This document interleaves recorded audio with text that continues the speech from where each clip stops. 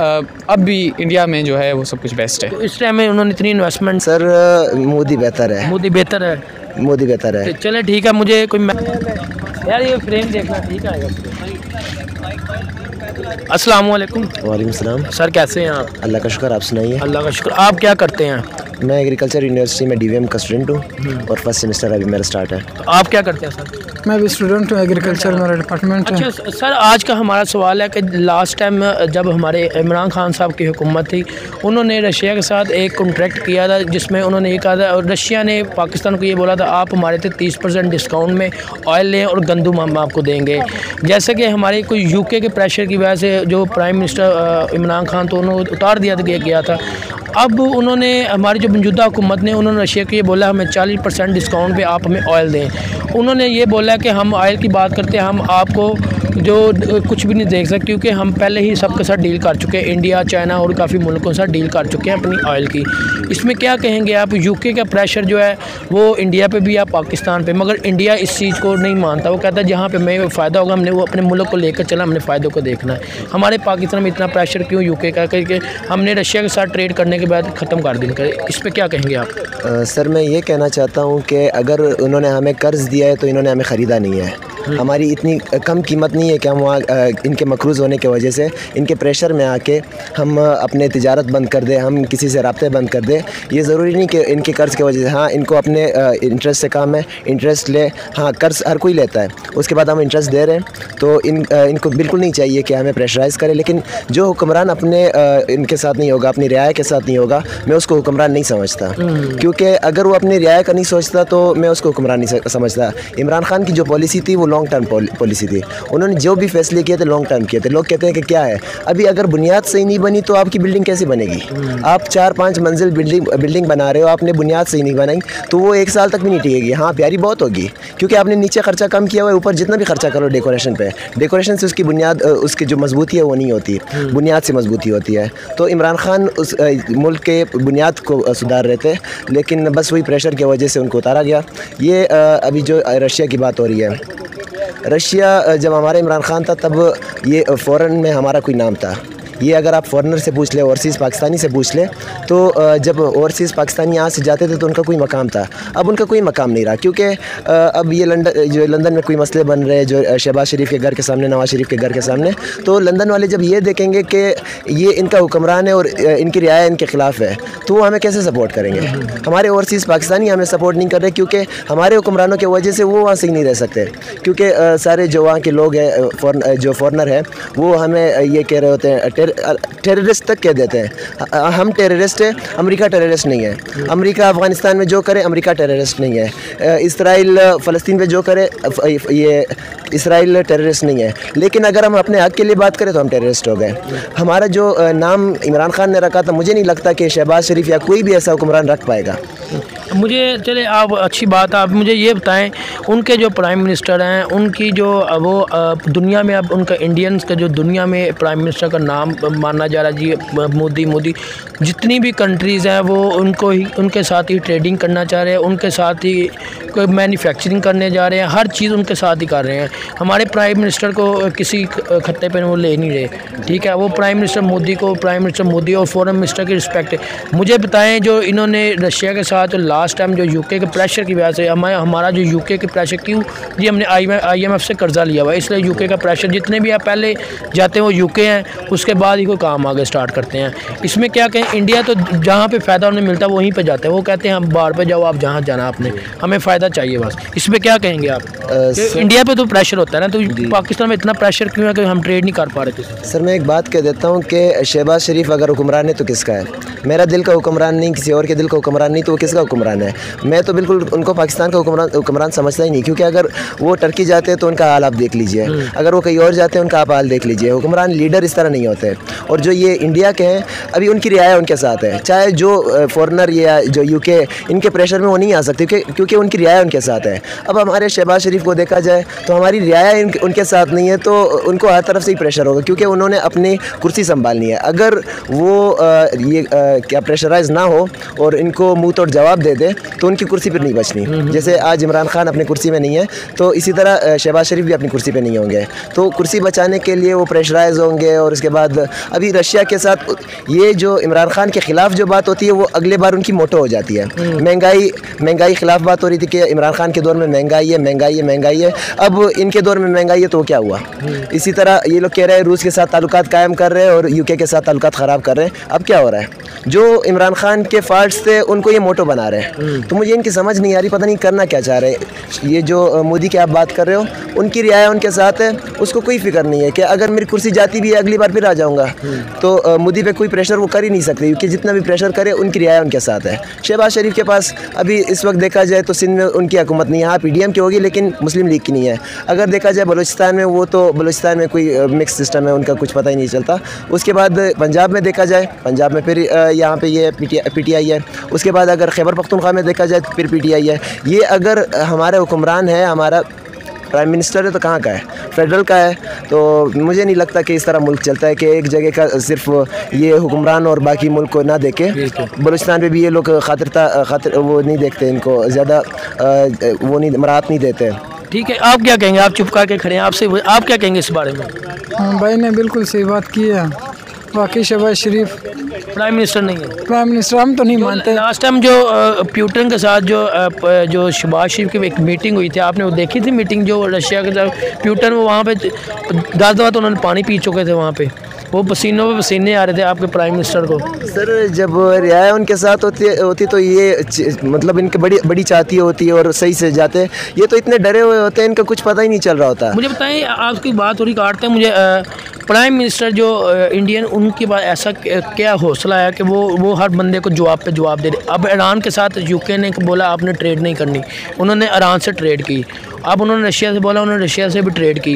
वो जिस मुल्क से मना करते हैं, इंडिया वाले कहते हैं जी हमें नहीं फ़र्क पड़ता, हमने अपने मुल्क को देखना। उनके प्राइम मिनिस्टर को किसी चीज़ का फ़र्क नहीं पड़ता। हमारे प्राइम मिनिस्टर को जी पहले यूके का जी हमने देखना, यूके में ऐसे ना हो जाए, वैसे ना कर दें हमें।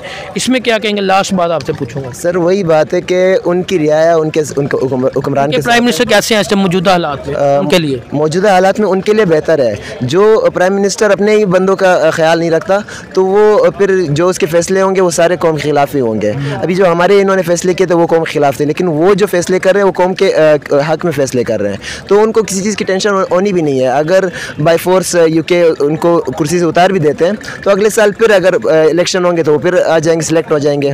तो इसीलिए वो प्रेशराइज नहीं हो सकते। वो इस वक्त उनके लिए बेहतरीन है। अभी हमारे यहाँ हालात देखे जाए, जब इन्फ्लेमेशन होती है तो उससे टेररिज्म है वो भी ज़्यादा हो जाते हैं, जो चोरियाँ होती है वो भी ज़्यादा हो जाती है।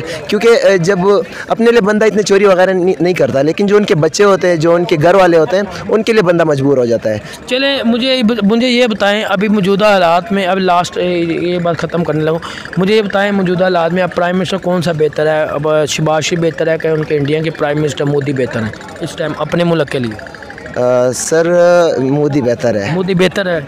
मोदी बेहतर है। चले ठीक है, मुझे कोई मैसेज देना चाहिए हमारे इंडिया पाकिस्तानी अवाम को?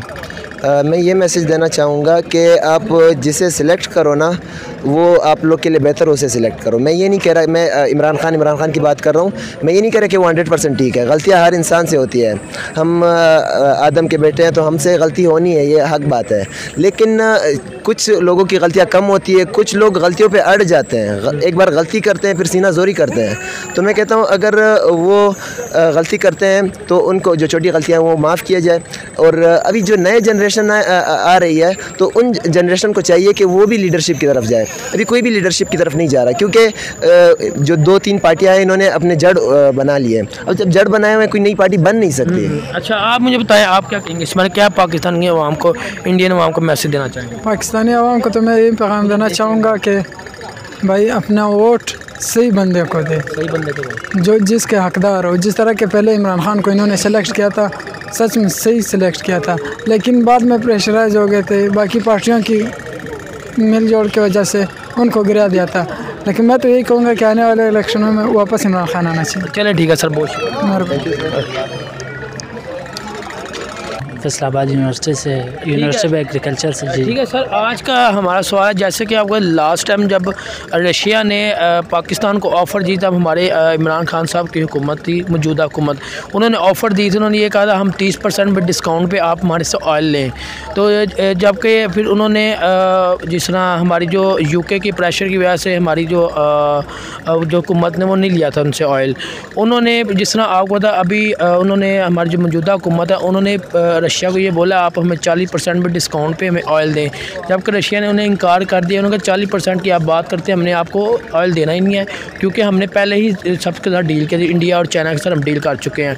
आप मुझे बताएं, जैसे इंडिया पे भी प्रेशर था, पाकिस्तान पे प्रेशर, यूके का प्रेशर था, उन्होंने इंडिया ने तो फिर भी रशिया से ट्रेड कर लिया और ऑयल लेना शुरू कर दिया, मगर पाकिस्तान ने लिया।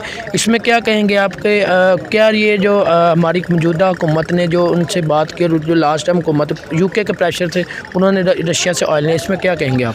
सर सबसे पहले तो ये बात है कि अगर आप कहते हैं कि इमरान खान की हुकूमत ने ली, उनसे डील की, तो उसकी कोई रिलायबल सोर्स नहीं है। ठीक है, इधर उधर की बातें, अफवाहें, मिथ हैं। और उसके बाद हमने जो है पाकिस्तान ने, मेरा एक ओपिनियन है कि पाकिस्तान ने आज तक दुनिया में अपनी वो पोजीशन बनाई ही नहीं कि कोई उससे डील करने लगे। हम जब जाते हैं तो लोग हमें समझते हैं कि ये कोई बाहर चोर आ रहा है, या ये कोई करप्ट इंसान आ रहा है, या कोई धोखेबाज आ रहा है। ठीक है, अगर हम अपनी साख को इस तरह बराबर कर लें कि हम दुनिया की नज़रों में ऐसे बन जाएं कि यार वाकई this is a honest man, this is a honest country, so and जो भी हो, चाहे रशिया हो, चाहे अमेरिका हो, चाहे इंडिया हो, चाहे चाइना हो, इंडिया को हम अपना सबसे बड़ा दुश्मन मानते हैं, लेकिन वो भी हम पे भरोसा करके हमारे साथ डील करेगा। ठीक है, और उस वक्त अगर इमरान खान साहब ने ये बात कही तो उस वक्त उन्होंने सिर्फ़ और सिर्फ इस चीज़ को मैनिपुलेट किया अपने सियासी मकासद के लिए। इसके पीछे मेरे नज़र में तो कोई हकीकत नहीं है कि रशिया या अमेरिका या किस चीज़ का भी कोई प्रेशर था। उन्होंने सिर्फ इस चीज़ को अपने सियासी चूना बेचने के लिए इस्तेमाल किया, जिस तरह पिछले 75 सालों से हर बंदा सियासी चूना बेचने के लिए आवाम को बेवकूफ़ बनाता है आ रहा है। आप क्या कहेंगे इस बारे में?